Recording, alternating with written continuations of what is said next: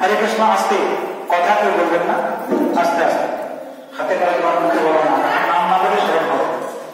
तो এই গ্রামের নাম হলো সংকেত। কেন সংকেত নাম? যোগমায়া সংকেত এই জায়গাটা।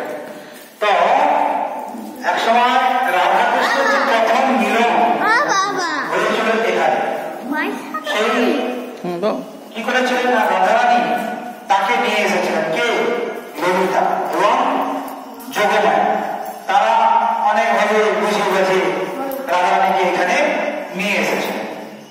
তো এখানে সুন্দরভাবে তার বর্ণনা আছে। বলছেন যে এই স্থানে সুভদ্রার প্রচেষ্টায় শ্রীকৃষ্ণ সুভদ্রা প্রচেষ্টা করে শ্রীকৃষ্ণকে নিয়ে এসেছিলেন এবং ললিতার সঙ্গে প্রচেষ্টায় শ্রী রাধিকাকে আনয়ন করাইয়া প্রথম মিলন ঘটাইয়াছিলেন। এরা দুজনে এদিকে সুভদ্রা কৃষ্ণকে নিয়ে এলেন আর ললিতার সঙ্গে নিয়ে এলেন রাধারানীকে নিয়ে এসে প্রথম মিলন ঘটিয়েছিলেন। সংকেতের মাধ্যমে রাধাকৃষ্ণের মিলন ঘটিলে এই স্থানের নাম সংকেত গ্রাম বলে পরিচিত। সংকেত করে ইঙ্গিত করে রাধারানীকে ডাকা হবে আর কৃষ্ণকে ইঙ্গিত করে ডাকা হবে। এইভাবে সংকেতের মাধ্যমে ডেকে প্রথম রাধাকৃষ্ণের মিলন ঘটেছিল বলে তাই এই জায়গার নাম হলো সংকেত। তো ওইখানে আমরা সংকেত এই গ্রামের যে বিগ্রহ এখানকার সংকেত বাড়ি আমাদের দর্শন করছি। ইনি হলেন যোগমায়া সংকেত। এই যোগমায়া সংকেত এই যোগমায়ার প্রচেষ্টায় কিন্তু রাধাকৃষ্ণের মিলন ঘটেছিল। যোগমায়া ভগবানের প্রত্যেকটা লীলা যোগমায়ের প্রচেষ্টা দিয়েছে। তো সেই জন্য যোগমায়ের প্রচেষ্টাতে কিন্তু সুবল আনতে পেরেছেন কৃষ্ণকে, রাধারানীকে আনতে পেরেছেন ললিতা, পেছনে ছিল যোগমায়া। তো এই জন্য যোগমায়া এখানে তার মূর্তি আপনারা দর্শন করুন এবং আনন্দ লাভ করুন। পাশে আমরা গোপাল ভট্ট গোস্বামী ভজন কুটির এবং রাসস্থলী, যেখানে বললাম যে বৃন্দাবনের সর্বত্র দিব্য রাস।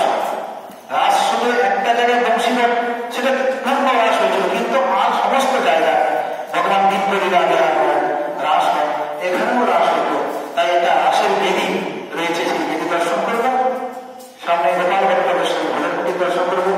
সংকেত কালকে দর্শন করলাম, এখানে যোগমায়া সংকেতকে দর্শন করলাম। তো সংকেতের মাধ্যমে প্রথম রাধাকৃষ্ণের মিলন ঘটেছিল বলে এই জায়গার নাম হলো সংকেত।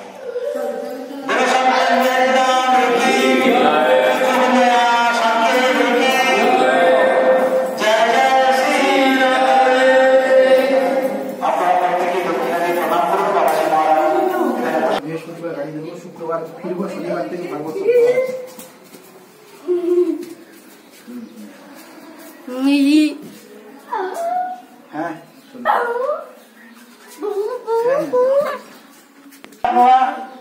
গোপাল ভট্ট গোস্বামীর দিব্য ভজন কুটির দর্শন করুন।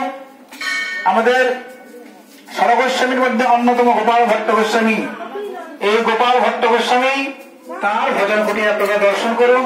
তিনি এখানে ভজন করতেন। এই গোস্বামী মানে কৃপায় আমরা এই বৃন্দাবন ধামে আসতে পেরেছি, বৃন্দাবন ধামের দিব্য শোভা দর্শন করছি।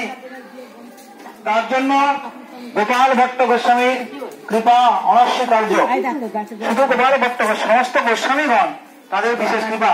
ওইদিকে একটু দেখে নিয়ে এসো রাসস্থলী, দেখে দাও ওইদিকে যে বেদিটি আছে সেটি হলো রাস বেদি। ওখানে ভগবান রাস করতেন, তো সেই জন্য রাসের বেদি ওইটি দর্শন করুন।